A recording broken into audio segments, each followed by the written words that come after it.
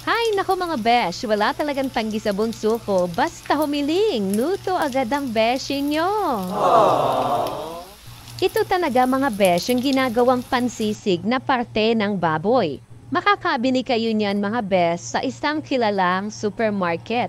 At yun nga, pag nakita nyo ay nakachop na ito na pangsisig talaga. Naihanda na nga natin yung mga sangkap para dito. Kaya ano pa? Bago magmantika ang ating mga nguso, ay simulan na natin. Nakahanda na dito mga besh yung ating mahiwaghang kawali. Dahil frozen na mga besh itong ating pansisig, ay okay lang po yan. Makikita niyo naman kung paano ang gagawin natin ngayon. Yan ay hahayaan ko lang na ganyan at tatakpan para lumabas yung mga mantika nito. At the same time, napipirito na yung ating pork. Yan lang mga besh ang gagawin natin. Tatakpan, sisilipin, paminsan-minsan dahil nga tinutunaw natin yung pagka-frozen ng ating pork. Pero mga besh, kapag nakabili kayo ng hindi pa chop na kagaya nito, ay pwede nyo siyang lutuin dun sa ating air fryer. Kung meron lang naman mga besh at nakaka-LL kayo sa buhay, ayan na nga mga beshi ko, lumalabas na ang maraming mantika nito, kaya ingat-ingat lang tayo. At pag ganyan nga mga besh, ayan, nakikita nyo naman, medyo crispy na yan. Ang gagawin natin dyan ay patayin muna yung apoy at kumuha ng strainer at isalin para ma-separate natin yung oil nito. At pagkatapos mga besh, ibalik natin yung ating mahiwagang kawali. Yan po ay nilagyan ko lang ng unsalted butter. Tunawin lang natin yan mga besh.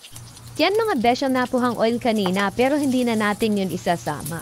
So ibalik natin yung ating napiritong pork meat kanina na pangsisig. At yung 3 bilyong salt and garlic powder. At syempre, yung hindi mabilang-bilang na marites.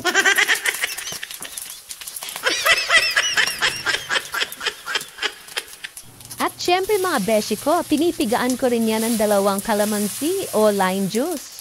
Nakakatulong yan pantanggal ng lansa at pambalanse sa ating panlasa. At inilagay ko na nga dyan yung ating white onion at nagtitira ako ng kaunti. Ganon din yung ating purple onion. Halu-haluin lang natin ito mga besh para magkasama-sama sila. At sunod na natin itong long green chili at yung ating siling labuyo. At yung ating isang pack lang ito mga besh na maliit ng ating mayo-mayo. Grabe, sarap na nito mga besh. At ilagay na natin mga besh yung natira nating white and purple onion para malutong-lutong pa rin siya. At syempre mga besh, i-transfer natin sa isang sizzling plate para maganda sa paningin at napakasarap kainin.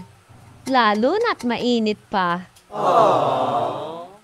Ayos-ayosin lang natin mga besh yung pagkakalagay sa ating sizzling plate at pagkatapos ay lagyan ulit natin ng isang pack pa na ating mayonnaise.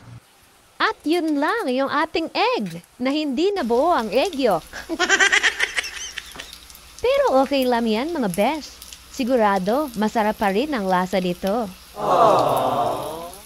Kaya ang palagi ang sabi ni Aling Buningning, ihanda na ang mainit na kanin at tayo nang kumain. Salamat po sa panonood!